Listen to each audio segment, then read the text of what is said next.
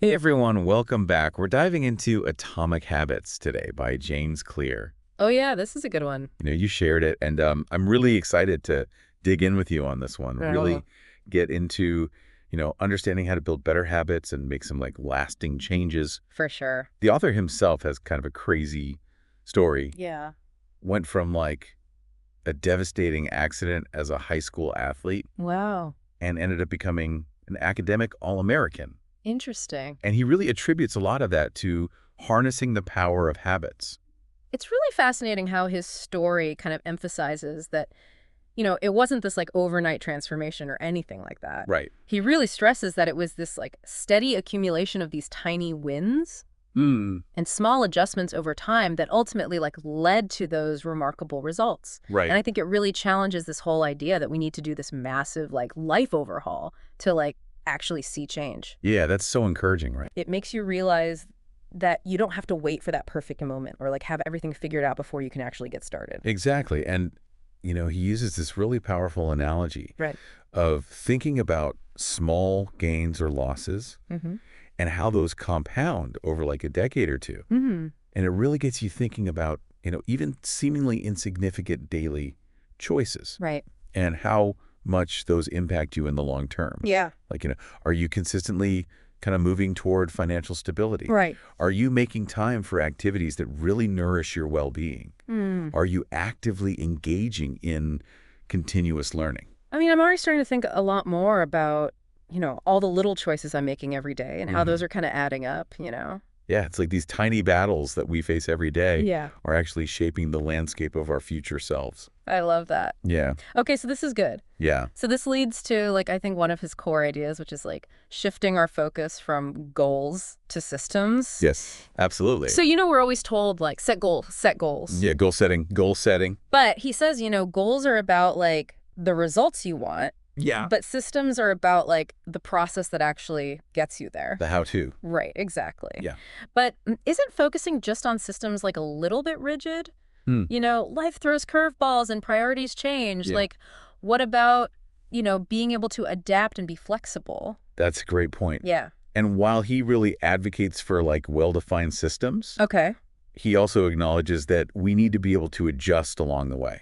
Okay. So it's not about being completely inflexible, Okay. but rather about having that framework that supports your desired outcomes. Got it. You could kind of think of it like this. Okay. Goals are like the destinations on a map, Okay. but systems are like those well-maintained roads and those reliable vehicles Hmm. that actually get you there. Okay. Yeah, that makes sense. Yeah. It's like, having a roadmap for success, but also being prepared to navigate those detours and adjust the course. Exactly. It's about the journey as much as the destination. I like that. Yeah.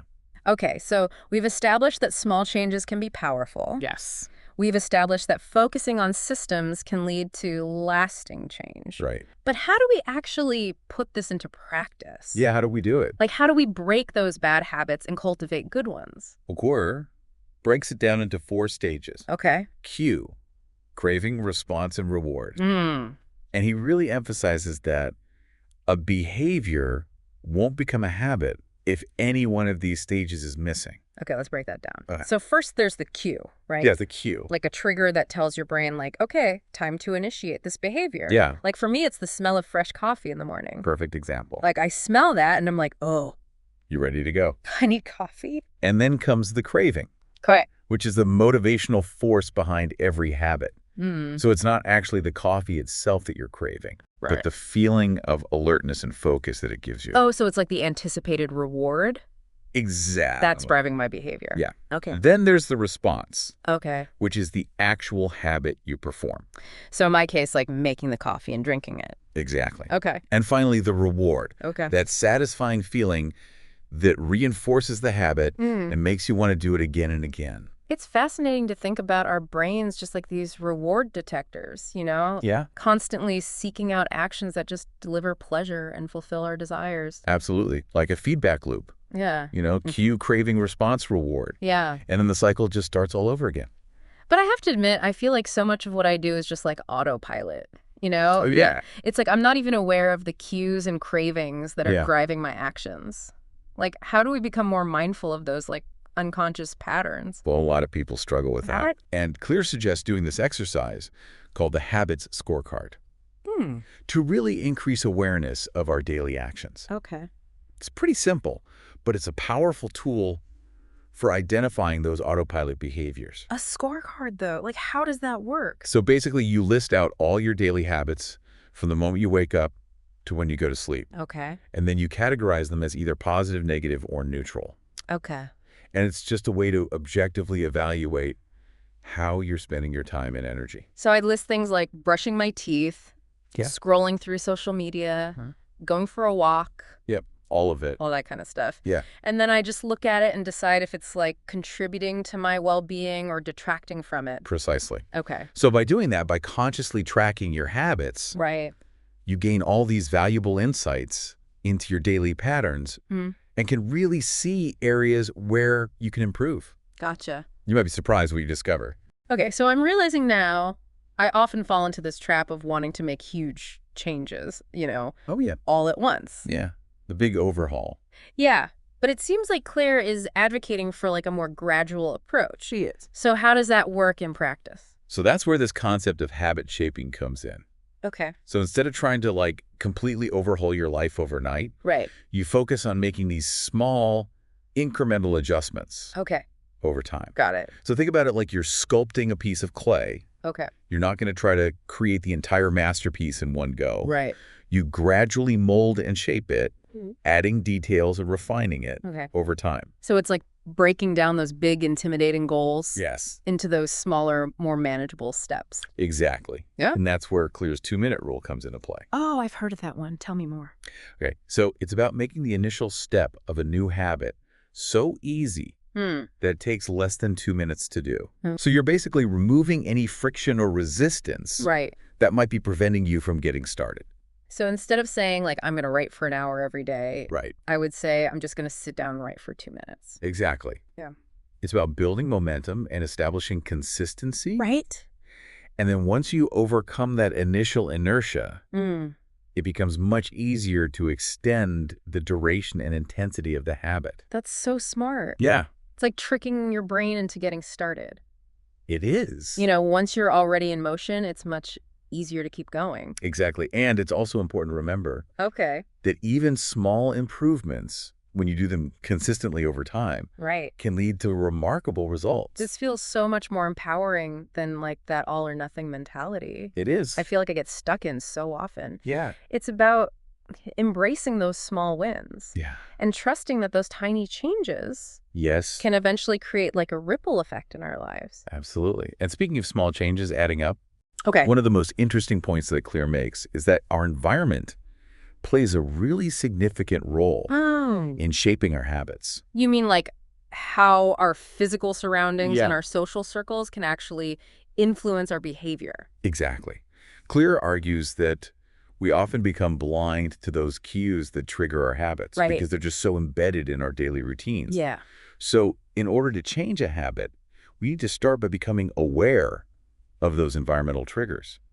So like if I want to read more instead of just like keeping my book on a shelf, Yeah, I would leave it out like on my coffee table where Yeah. I can see it. you're making the cue more obvious Okay. and increasing the likelihood of engaging in that behavior. Got it.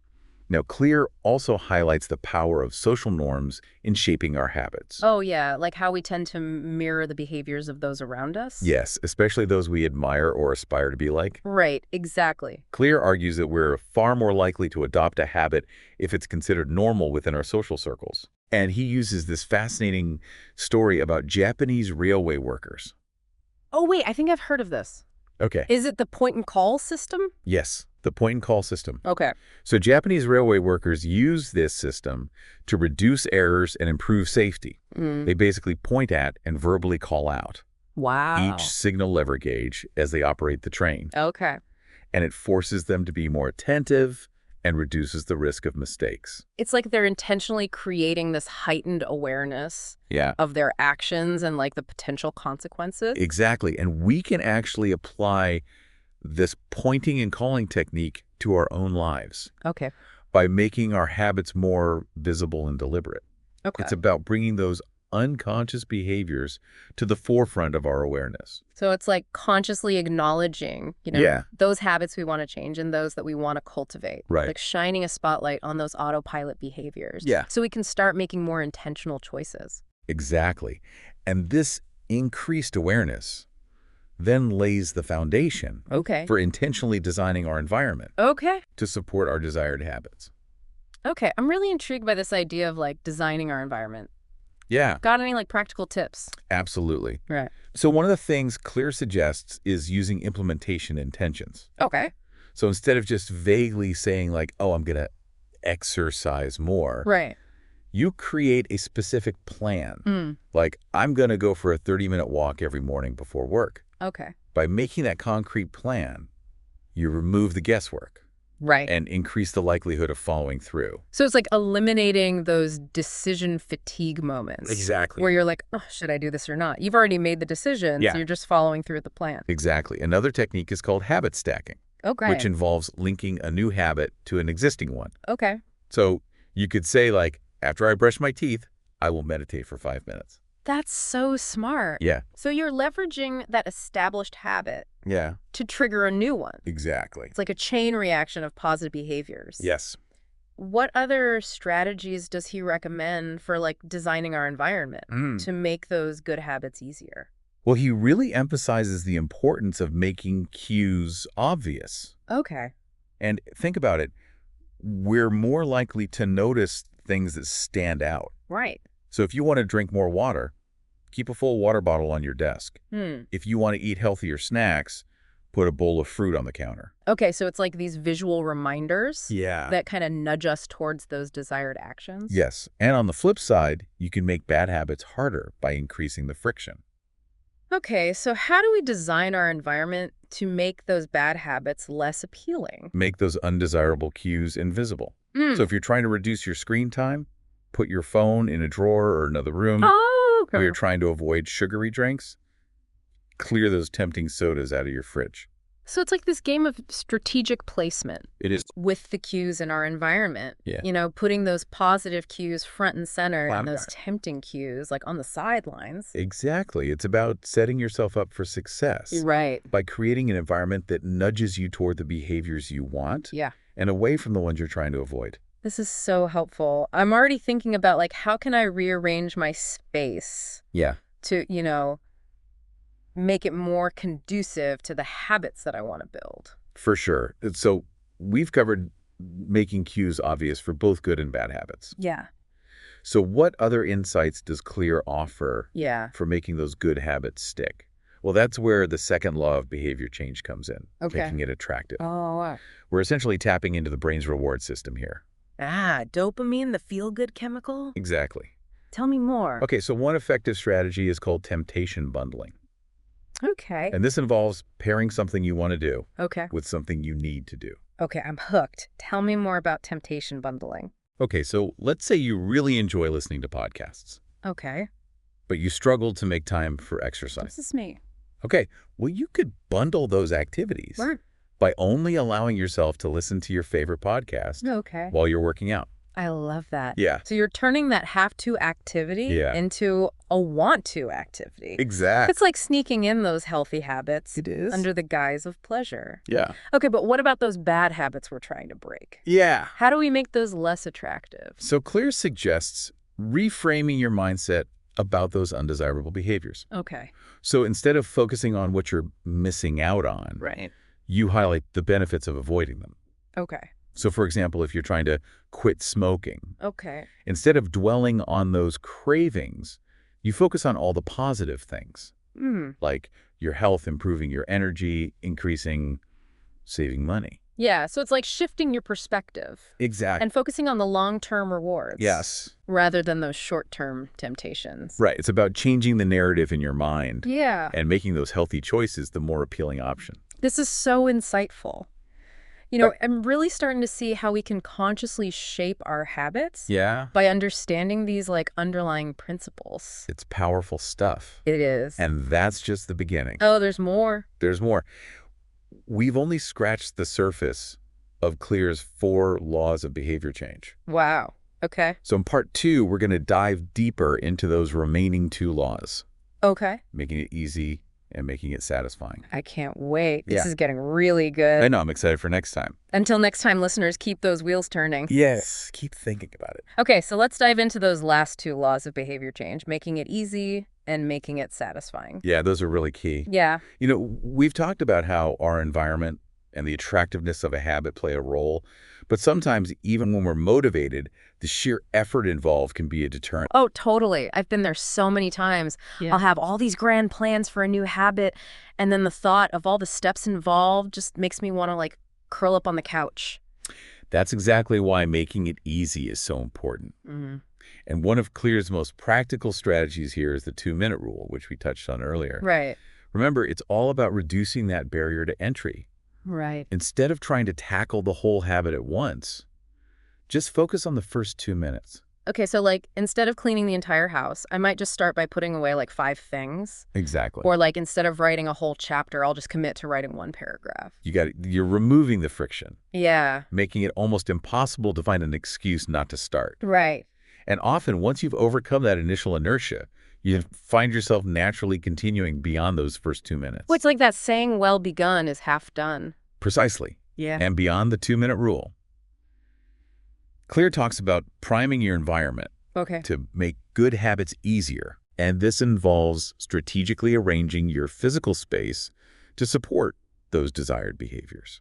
So for someone like me who wants to cook more at home, that might mean having fresh ingredients readily available, keeping my kitchen counters clear of clutter, maybe even investing in some nice cookware. It's all about setting yourself up for success. Okay. By removing any obstacles or distractions that might get in the way. Right. If healthy snacks are the first thing you see when you open the pantry, you're much more likely to reach for those instead of the processed treats that are tucked away in the back. It's like giving ourselves those little nudges to make those good choices the path of least resistance. Right. And on the flip side, you can make those bad habits harder by increasing the friction. So if you're spending too much time on social media, log out of your accounts or delete those tempting apps from your phone. So it's like that strategic placement with the cues in our environment. It is. Making those good habits more accessible and the bad habits less convenient. Zigzag. It's all about creating a space that supports the person you want to become. I like that. Yeah. Okay, so we've made it obvious, we've made it attractive, and we've made it easy. Yes. What's that final piece of the puzzle for making these habits stick? It's making it satisfying. Okay. Our brains are wired to seek pleasure and avoid pain. Right. So we're more likely to repeat those behaviors that with some sort of reward.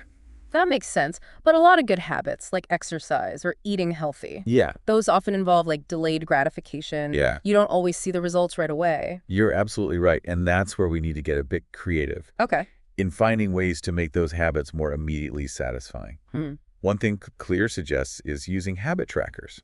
Okay. To visually monitor your progress. Oh, I love habit trackers. There's something so motivating about checking off those little boxes each day. Yeah. And seeing those streaks grow longer and longer. It gives you a sense of accomplishment, and it reinforces that positive feedback loop. Another effective strategy is to reward yourself after you've completed that desired behavior. So if I stick to my writing schedule for a whole week, maybe I treat myself to a massage or a new book. Exactly. You're associating a positive feeling with the completion of the habit. Yeah. So you're strengthening that neural connection and making it more likely that you'll repeat it. I like that. Yeah. Okay.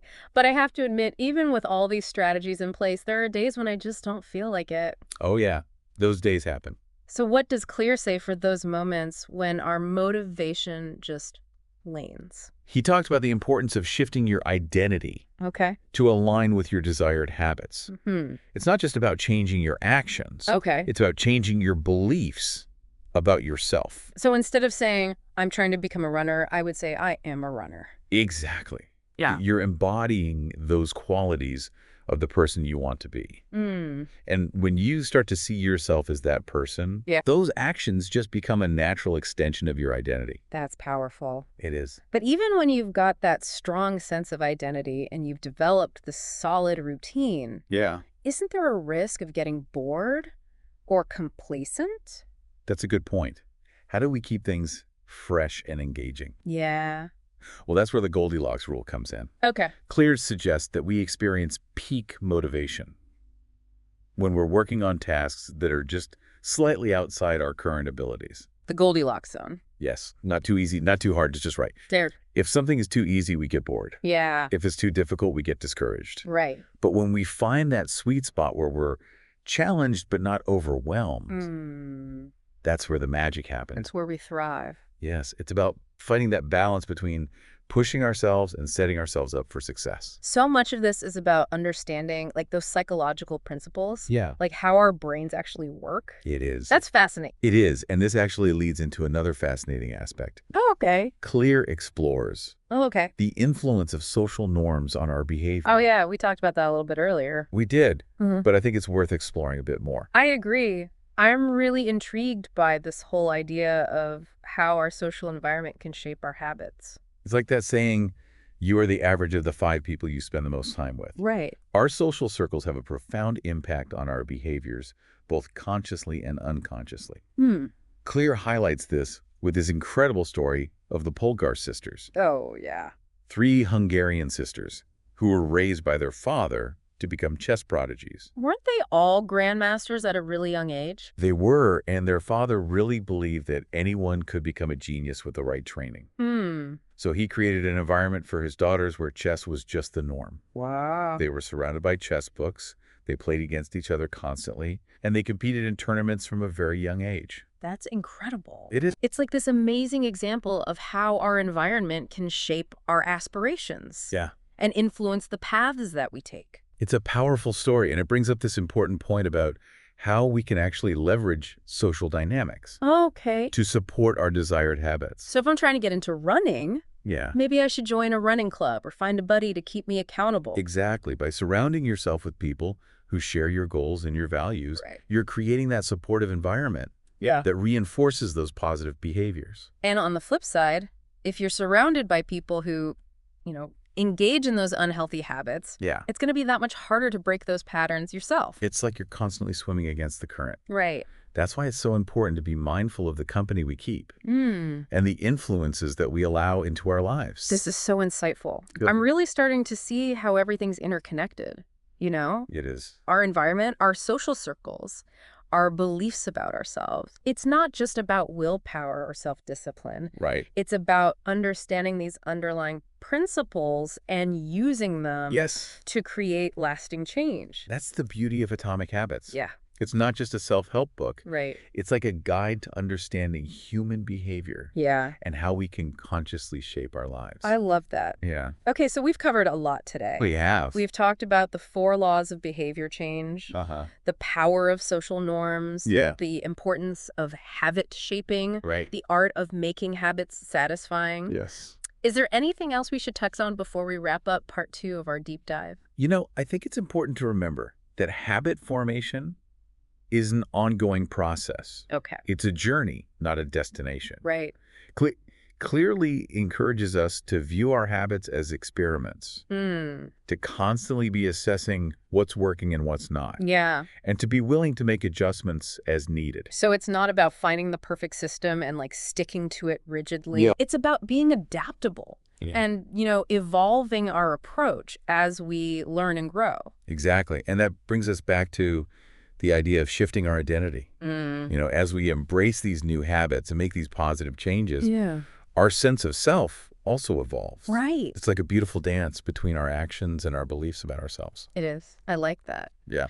Well, this has been an amazing exploration of Atomic Habits. Yeah. I feel like I have this whole new understanding of how habits work and how I can shape them, to create the life I want. I'm so glad to hear that. And remember, even the smallest changes, when compounded over time, can have a profound impact on your life. So start small, stay consistent, and never underestimate the power of those tiny habits. So as we wrap up part 2 of our deep dive, what's one final thought-provoking question that we can leave our listeners with? What is one tiny habit you could start today that would make a positive difference in your life? Yeah. Remember, it doesn't have to be anything grand or overwhelming. Right. Just choose something small that aligns with your values and aspirations. Yeah. Something you can easily make obvious, attractive, easy, and satisfying. This is so good. It is. I can't wait to hear what else Clear has to offer in the final part of our deep dive. I'm excited to continue this exploration with you. Okay, until then, listeners, keep those tiny changes compounding. Yes, keep up the great work. All right, so welcome back to our deep dive into atomic habits. Okay. We've covered a lot of ground. We have. From the 4 laws of behavior change to like the power of social influence and the art of habit shaping. Absolutely. So I'm ready to hear what other insights Clear has to offer. Well, we've been talking a lot about, making habits obvious, attractive, easy, and satisfying. Right. But Clear takes it a step further and really emphasizes the importance of finding your game. Finding your game. Yeah. Okay, I like the sound of that. Yeah. What does that even mean? So he argues that success isn't just about hard work. Okay. It's also about choosing the right field of competition. It's about recognizing your natural inclinations and strengths. Right. And finding a path that really aligns with your unique abilities. I hadn't thought of it that way before. Yeah. So it's not just about working hard, it's about working smart. Yes. And directing our efforts towards things that we're naturally good at. Exactly. He uses a really great analogy to illustrate this point. Okay. Imagine Michael Phelps. Okay. With his long torso and short legs. Okay. Trying to compete against Usain Bolt. Okay. Who has those long legs and a short torso. Right. In a sprinting competition. Okay. Who do you think would win? Well, Usain Bolt, obviously. Exactly right. He's built for speed. Yeah, he's built for speed. And Phelps, with his unique physique, is perfectly suited for swimming. Right. And I think it highlights, how important it is to align our ambitions with our abilities. Yeah. It makes me think about all those times I've struggled to achieve something and just wondered if I was, cut out for it. Maybe I was just playing the wrong game. It's a common experience. Yeah.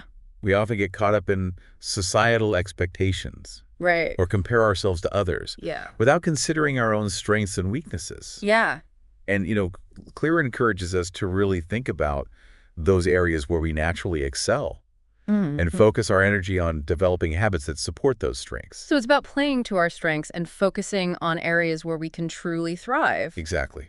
But how do we actually do that? Right. How do we discover our game? Yeah. How do we know what we're naturally good at? Well, Clear suggests paying attention to activities that you find effortlessly engaging. Okay. Those things that you really lose yourself in, where time seems to fly by.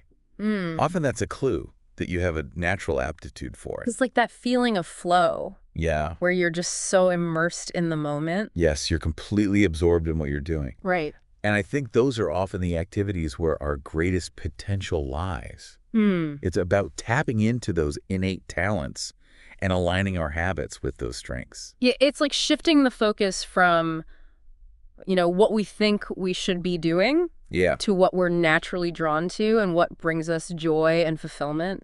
Exactly. And it kind of brings us back to the idea of making habits attractive. Right. Because when we're engaged in things that we're naturally good at, right, the process itself is more rewarding. Right. It's more enjoyable. Yeah. This is great. It is. Okay, so we've found our game. Okay. We've designed our environment to support those desired habits. Yeah. We're feeling motivated and inspired. Yes. But what about those inevitable days when you just don't feel like showing up? Well, Clear talks about this too. Okay. He talks about cultivating this professional mindset. Okay. He emphasizes that consistency is key. And that means showing up even when you don't feel like it. Yeah, that's easier said than done though, right? Yeah. I mean, we're all human. Yeah. Sometimes those temptations to skip a workout or hit the snooze button are just too strong. They are. You're right. Yeah. It's not about being superhuman or anything like that. Okay. It's about developing those habits of discipline. Right. And self-control. Okay. And Clear shares this great anecdote about a coach who said the best athletes are the ones who can handle the boredom of training every single day. Embracing boredom. Yeah. That sounds counterintuitive. It does at first, but think about it. Okay. Mastery takes consistent effort over a long period of time. Yeah. And there can be days when the excitement wears off. Yeah. When the routine feels mundane. Right. And those are the moments that really test our commitment. So it's about developing that mental toughness, that ability to push through those moments of resistance and stay focused on the long-term goal. Then that ties back into the importance of identity. Exactly. If you see yourself as a disciplined person, Right. someone who follows through on their commitments. Yeah. then those actions just become a natural extension of who you are. It's like those actions reinforce that sense of self. Yeah. And that makes it easier to keep those habits. It does. Even when motivation is low. It's a positive feedback loop. Right. And even when we have that strong sense of identity. Yeah. And we've developed that solid routine. Right. Clear also reminds us that it's okay to slip up sometimes. He does. You know, it's okay to miss a day. Yeah. The key is to never miss twice. Oh, I like that. So if you slip up and miss a day, yeah, don't beat yourself up about it. Right. Just get back on track as soon as you can. It's a good reminder to be kind to ourselves. It is. You know, focus on progress, not perfection. Exactly. Habit formation is a journey. Yeah. And there will always be bumps along the road. Yeah. But the important thing is to just keep moving forward. Right. One small step at a time. I love that. Good. Well, this has been such a great exploration of atomic habits. It really has. I feel like I have this whole new understanding of how habits work. Good. And how I can use them to create the life I want. I'm so glad to hear that. Yeah. And remember, even those smallest changes, when you do them consistently, right, can have such a profound impact on your life. Yeah. So start small, stay consistent, and never underestimate the power of those tiny habits. Wonderful. Well, that's it for this deep dive into atomic habits. Okay. We hope you've enjoyed this journey into this amazing book. Yes. And that you're feeling inspired to create some lasting change in your own life. Absolutely. One small habit at a time. One day at a time. Until next time, happy habit building, everyone. See you next time.